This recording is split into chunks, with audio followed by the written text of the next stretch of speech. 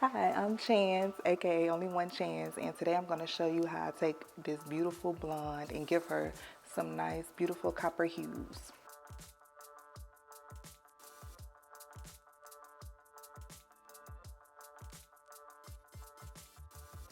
As you can see, she's in need for a retouch, and what we're going to do is, well, she told me she wanted some copper this time instead of blonde, which she always does. What we're going to do today is give her a nice base, a nice red base, faded into those coppers. Just give her a little something different. I love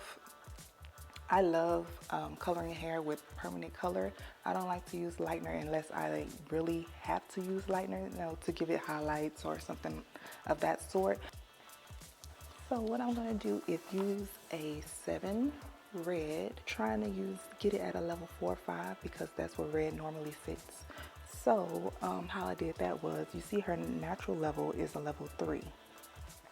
So to get to that 5, what I did was get that 3, subtracted from that 5, which was 2, and added it to her desired, added back to the desired level, which was 5, and I got 7. So I have to use a level 7 color in red to give her that nice red that she wants.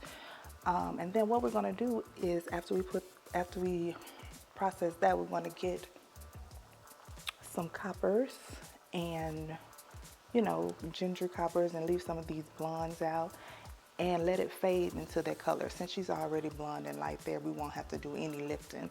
So what we'll do is basically deposit and give her a nice fade into that color.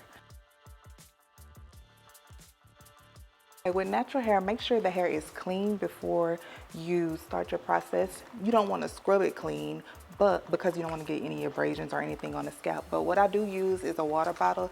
It'll kind of control the hair a little bit better so we can process the hair, because as you see, her hair is really curly and hair get everywhere.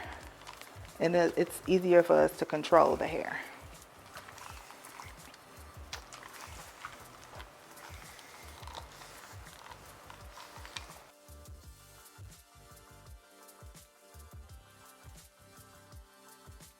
So what I'm doing right now is using nice porosity control so I can get the porosity of the hair even before I color. Gives a nice smoother look so you won't get any splotches or anything like that. I'm gonna put on my gloves, make sure we protect our hands, y'all, because our hands are our money. Right now I'm mixing up my level 7 red.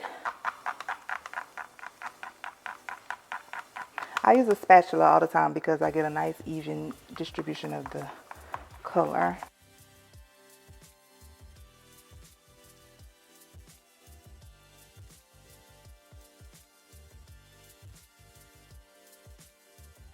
You can use a hair applicating brush if you want to, but I'd rather use a whisk.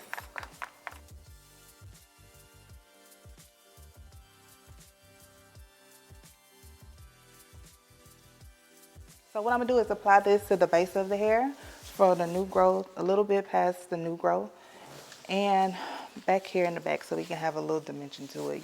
It'll give it a little nice, more, it's already full, but it'll give it a little more fullness to the hair.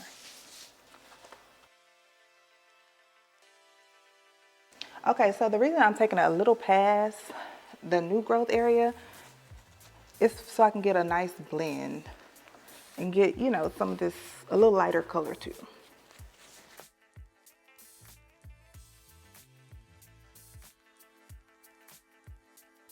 I like to apply my base color first at the front. I know some people like to do it at the back, but I like to do it at the front first, just in case I run out of some color and I have to, make some more.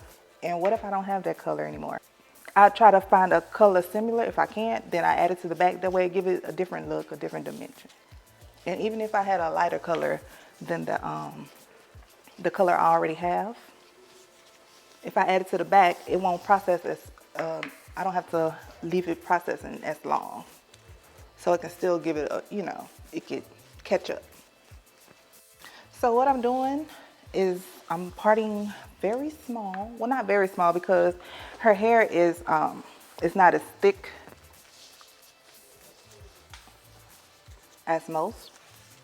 But I'm making sure that I saturate the hair because that's very important. You want to make sure you get color on every part of the hair as possible so you won't have any blemishes, any type of different dark spots or anything on there. So parting the hair, small subsections are very important. That way we can make sure we get the hair very saturated, get color on every piece of that hair. We won't have any splotches or anything like that. And make sure you work fast, you guys. The color is processing. Once you mix that, once you pour the developer in the bowl and mix it up, it's oxidizing. So we have to make sure we get it in there quickly. And as you can see, I'm a little messy, but I'm a little messy all the time. It's for a reason. I'm trying to get the hair together. So right now I'm going to apply the copper color to it. What we have is the copper, the 7 copper and the 8 copper gold. And we're going to distribute it diagonally, different panels on it, so it can give it a little movement, if that makes sense. So let me show you what I'm talking about.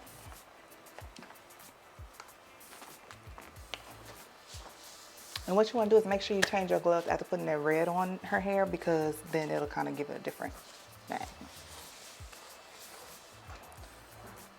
So what I'm going to do is down here, add some copper.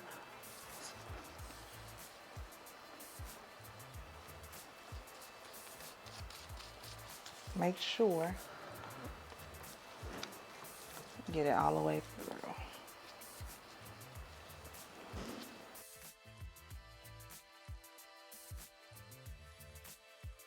And I like to even bring it up in there so it can get that blend, because it's already on there. And wipe my hand.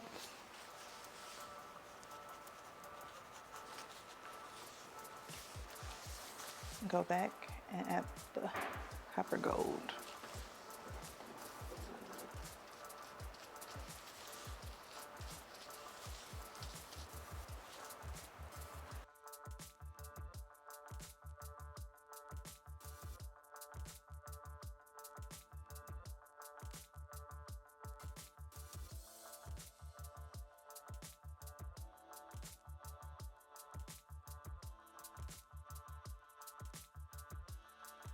All these different shades of copper, browns, reds. A nice little blend. Make sure we saturate that hair, you guys, so we can get the best look. It gives it the most shine. So make sure we saturating that hair. Don't be stingy with the product, especially on our hair. Regardless if the hair color is red, orange, one of those nice fashion colors, it'll still bleed out.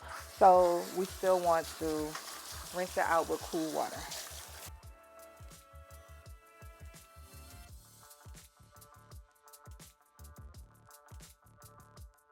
So as you can see, we have those nice red hues. Red hues and copper hues all blended in together nicely. Give it a nice good ombre effect.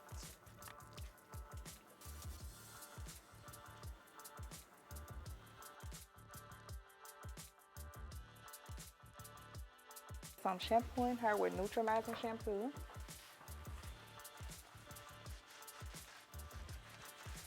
Because we did use the chemical. Make sure you use a good neutralizing shampoo that cleans and moisturizes at the same time, so the hair won't be so dry afterwards. Sometimes neutralizing shampoo, your hair can be really dry after you shampoo, and that's not what we're going for. So something that cleans and moisturizes the hair at the same time.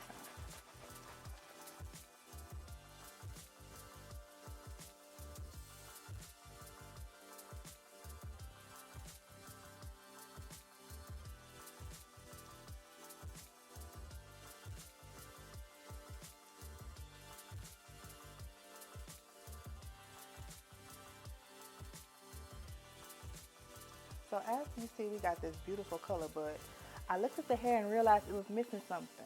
It was missing the money piece, the most important piece of your hair, the piece that gets you the money, the attention. So what I did was go in, added some 20 volume lightener to her hair just to lift it just a little bit to give it a little difference from the hair that it already is, just to give it a little different look.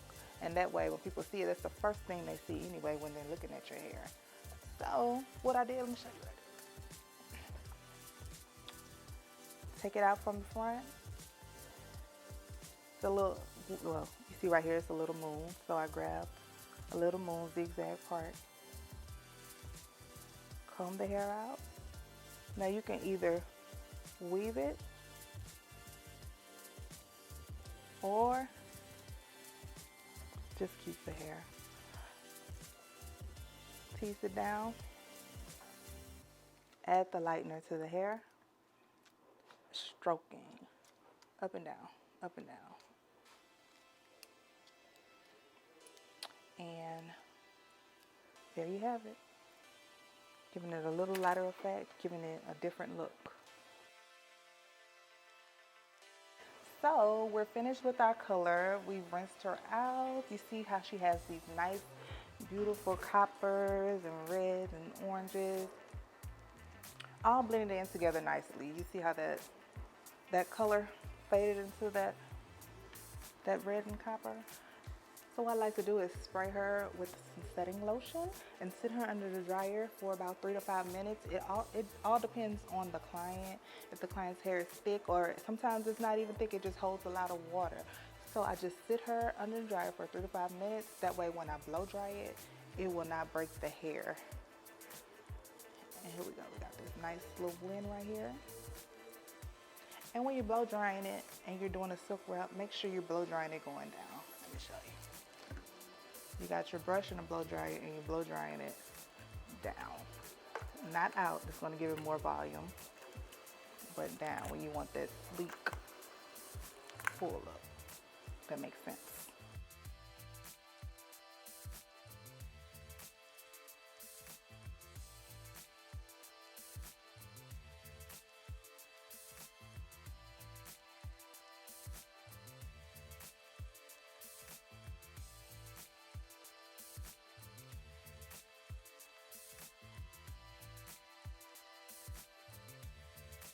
So here we go. We basically finished the blow dry part, and we're on to the silk press, the silk wrap.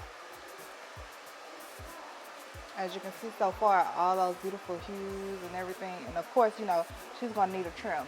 And the reason I don't do the trim before the silk wrap, I don't do the trim with the blow dry, is because everybody's hair texture is different, and you don't get it, it's not a silky straight state.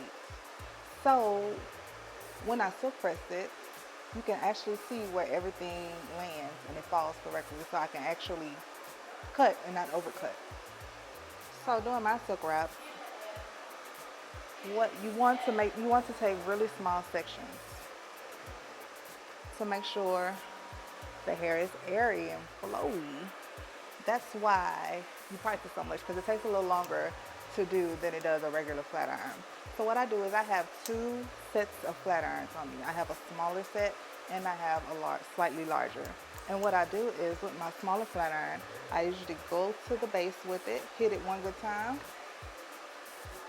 just to make sure it's good and straight. And then I go in with my flat iron. This is just how I like to do it. And pull it down straight down. I don't pull it out when I'm flat ironing it, because I'm not looking for that volume. I'm looking for that silky, sleek flow. You can see how that moves already. It hasn't even been silked out yet.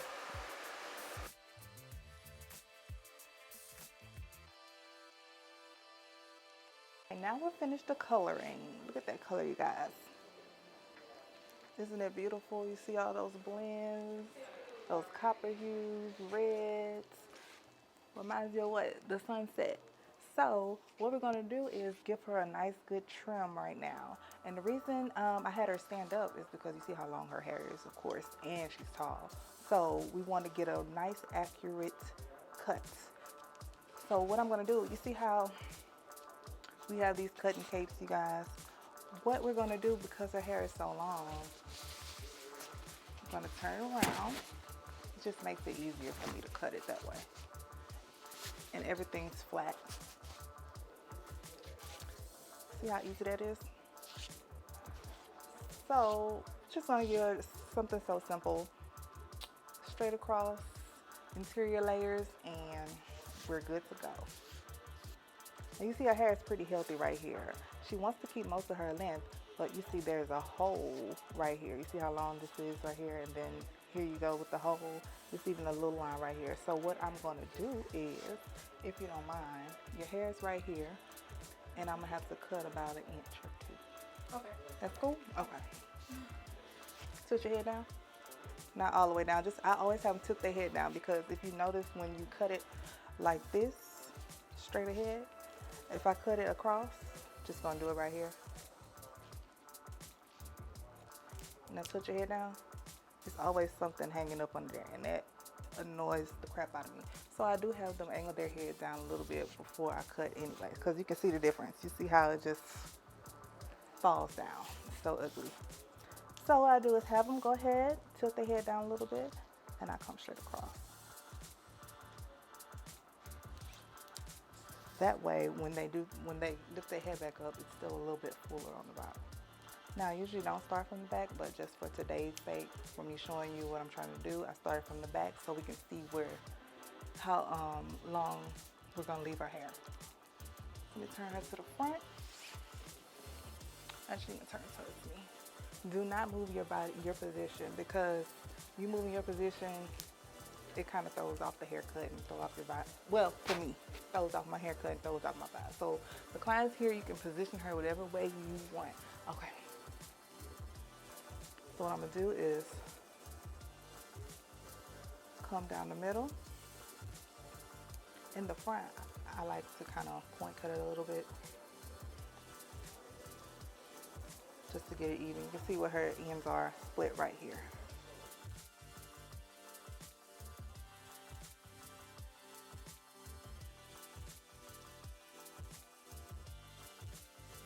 And then what I'm gonna do is bring this hair to meet that hair. Right there, you see?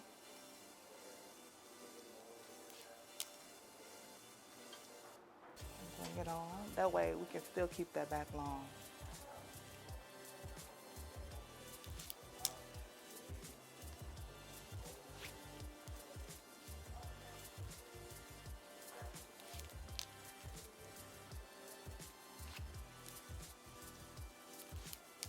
Okay, now turn sideways. Now turn your head to the right, just your head. You see how that falls like that? So what I do is make sure it's even. You see you have a little tip right here. When you turn your head to the side, you can kind of see all of that. So what I do is just kind of clip it right here. So kind of that evenness of it. So it matches everything. Feel me? So what I'm gonna do is just do the same thing to the other side. So we're done with our silk wrap. Here we go.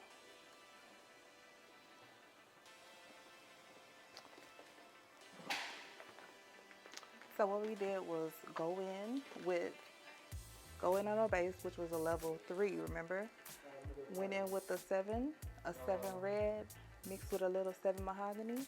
Got this beautiful red base color, this level 5 red base color.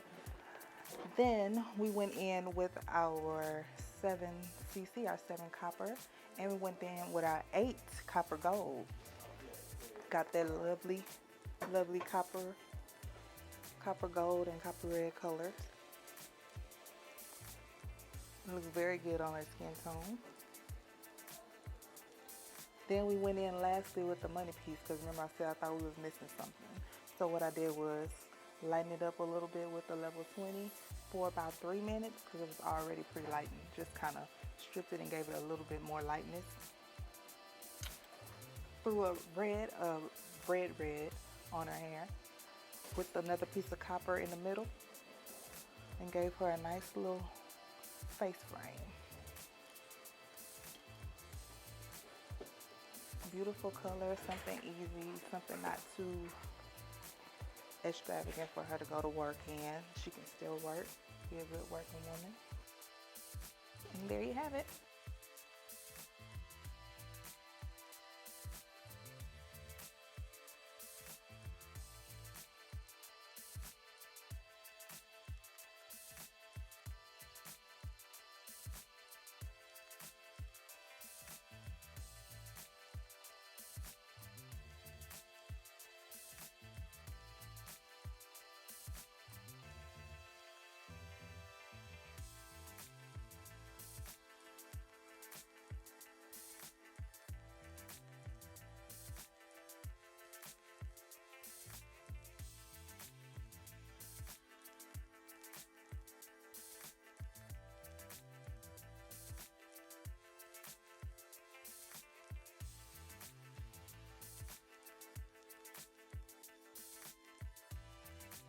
Okay, y'all, so this is my beautiful sunset color on my beautiful model. It looks so beautiful on her, doesn't it? Yes, it does.